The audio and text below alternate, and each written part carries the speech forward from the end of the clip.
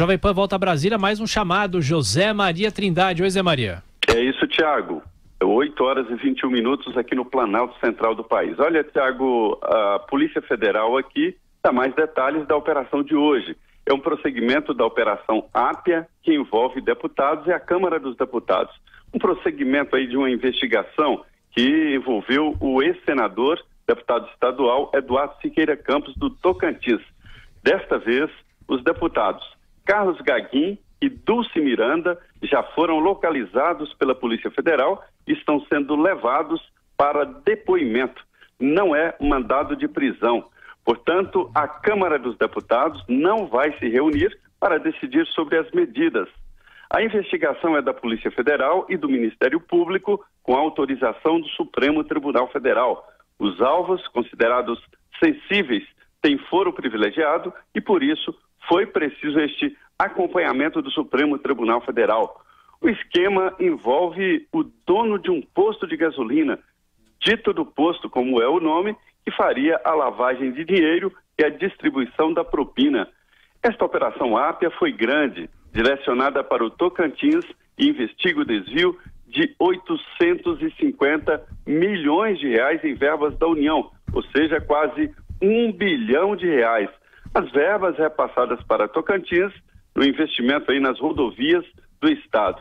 Na primeira fase desta operação foram 115 mandados de busca e apreensão, inclusive o depoimento obrigatório do deputado estadual Eduardo Siqueira Campos, ex-senador e filho do ex-governador e fundador do estado de Tocantins.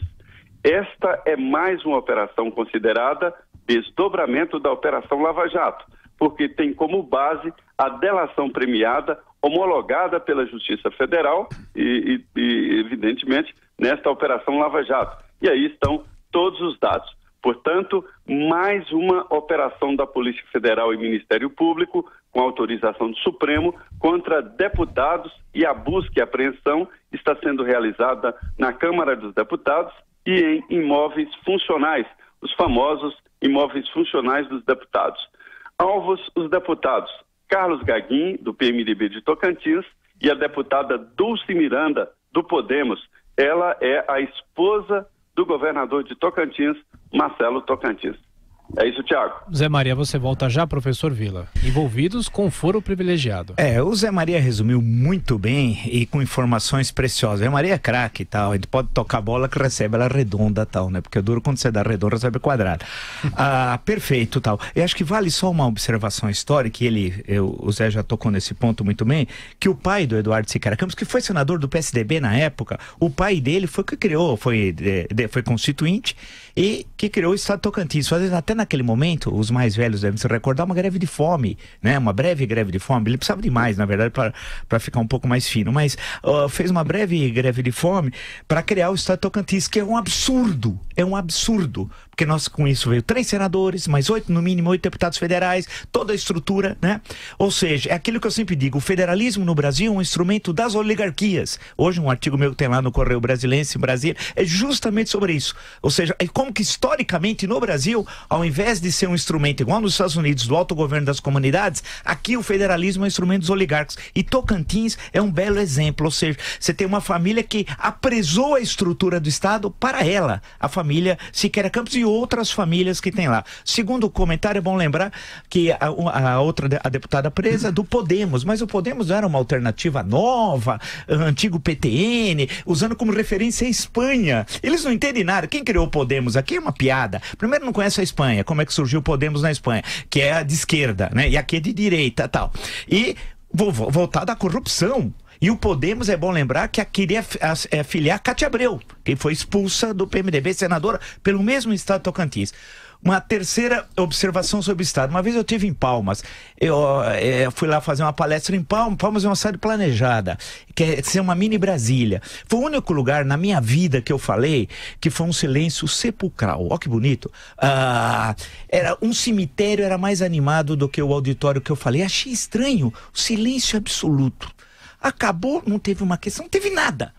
A mocinha da Secretaria de Educação que estava para ler um livro meu que tinha acabado de ser lançado, O livro chama-se A História das História, do ponto de vista da história, né? História das Constituições Brasileiras, 200 anos de luta contra o arbítrio. Ela leu o seguinte: História das Constituições... Eu estava na Secretaria de Educação.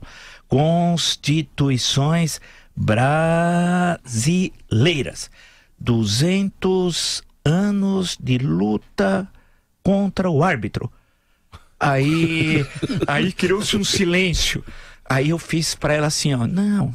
Aí alguém falou, arbítrio. Ela falou, arbítrio. Essa foi a apresentação minha. Já começou por aí. Eu falei, onde eu tô, né? Aí eu saí, um professor me cumprimentou e deu um papel para mim. Olha, parece coisa de totalitarismo. Então eu não percebi um papelzinho. Eu saí, abri o papelzinho, ele disse assim, professor, desculpe, não é que nós não queríamos perguntar, nós estamos com medo de perguntar, porque a Secretaria de Educação anota quem faz pergunta para depois punir os professores. Saí, atravessei a rua, dei de cara com o Memorial Prestes, Luiz Carlos Prestes. É inacreditável. Eu falei, mas o que tem a ver o Memorial Prestes aqui? Construído pelo Niemeyer, uma porcaria, eu implodi aquilo, mas tudo bem.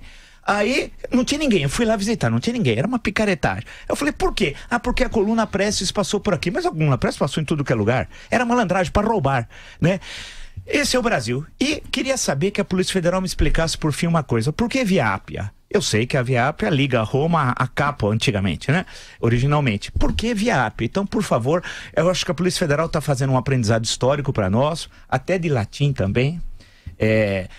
Está sendo importante esse aprendizado histórico e eu queria saber o porquê da denominar Via Ápia.